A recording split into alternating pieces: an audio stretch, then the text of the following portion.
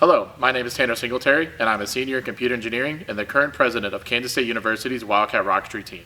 Today, we're going over our 2026 Argonia Cup competition rocket, where we'll look at the design overview, airframe, staging, safety, and electronics, propulsion, and finally, flight and recovery systems.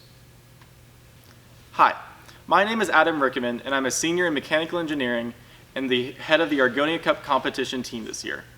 Our team started the year by looking at the 2026 Argonia Cup rules and establishing our goals for the year, maintaining our legacy and winning the competition a second year in a row by developing a high-performing and reliable rocket. Similar to last year, the competition is to build an L-impulse two-stage rocket to carry a payload of golf balls to the highest altitude. Rockets are then given a score based on a combination of sustainer apogee, payload size, and motor impulse. Based on the changes to the scoring equation, we started the year by designing a wide range of rocket ideas, ranging from full L-impulse 2 and 3-inch rockets, all the way down to small 38mm rockets that maximize altitude with a smaller motor size. We'll get to what design we landed on in just a second. To design and simulate the rocket features, we used OpenRocket and RazAero, and then remade the rocket in SOLIDWORKS to fully design all parts of the rocket inside and out. Since we have a large number of experienced members graduating at the end of this year, I focused on teaching and training new members about this process. My name is Ben Monday, and I am a senior in mechanical engineering, currently serving the club as the project manager for the active controls and filament winder subteams. This year, our rocket is an 8-foot, 1.36-inch tall, 54mm minimum diameter rocket.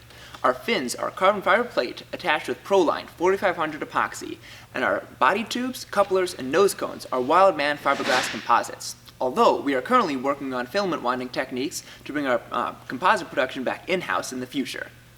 Using our experience with two-stage minimum diameter rockets from last year, we kept production ideas that worked, while rethinking ideas that didn't. We kept our over-the-body coupler, interstage coupler, but we updated our motor mounting so that instead of rotating our motor around its screw and twisting up the wires, we could slide the motor straight in and bolt it in place radially, saving us many painstaking hours of integration. My name is Arthur, and I am a sophomore in nuclear engineering and secretary of Wildcat Rocketry. Safely and routinely lighting the second stage continues to be a critical challenge for teams during the competition. Over the past 4 years, our team has developed a unique electrical ignition system designed to achieve the best results for any flight we have. We use multiple channels of our flight computers to have different conditions to light the sustainer. A longer coast time means you can go higher because you lose less to drag, but you will also tilt more and lose altitude due to horizontal components, so it's all one big balancing game. By allowing our computer to delay lighting the motor while the rocket stays upright, we can effectively and safely maximize each and every flight we get dealt. After our team started developing this ignition system, we have had a perfect 6 for 6 record on second stage ignitions. My name is Eric Coffin, and I am a sophomore in computer science and a current member of the Argonia subteam. Our rocket this year contains even more electronics than ever before. Our main flight computer for both stages is an Ultrametrum Telemetrum, and both have an Easy Mini as a backup computer. Both stages will also have a featherweight GPS tracker and an RDF beacon for secondary and tertiary tracking options. This redundancy is the product of a disappointing previous competition experience, where an otherwise nominal flight was ruined when our team lost the sustainer due to a tracking failure. And finally, our second stage ignition is handled by a featherweight Blue Raven 2. Hi, my name is Griffin Douglas, and I am a junior in mechanical engineering. I am currently a member of the active control subteam for Wildcat Rocketry. This year, we really wanted to properly select not only what motors to optimize our score, but also by diameter, because smaller motor combinations are much better this year. We looked at many combinations in 38 to 38, 54 to 38, and 54 to 54 sizes. The size and exact motor combination that resulted in the highest score we could find was, drumroll please, a Aerotech K2050 Super Thunder to an Aerotech K250 White Lightning.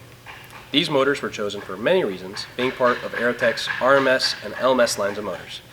It's easy to retain them by using a threaded forward closure. The K2050 also gives plenty of initial thrust to get the whole two-stage really moving off the pad, so it won't weathercock. While K250 has a nice long burn, which is great for high performance flights, this combination also keeps 63% of the total impulse in the sustainer for even better performance characteristics. My name is Cole, and I'm a senior in mechanical engineering and a member of the Argonia team this year. The flight is always the most exciting part of any rocket project, and this year maintains the big and fun flights we were in last year. With a powerful K2050 booster, we leave the pad at 150 feet per second with 462 pounds of thrust and boost all the way up to 700 feet per second in 0.77 seconds.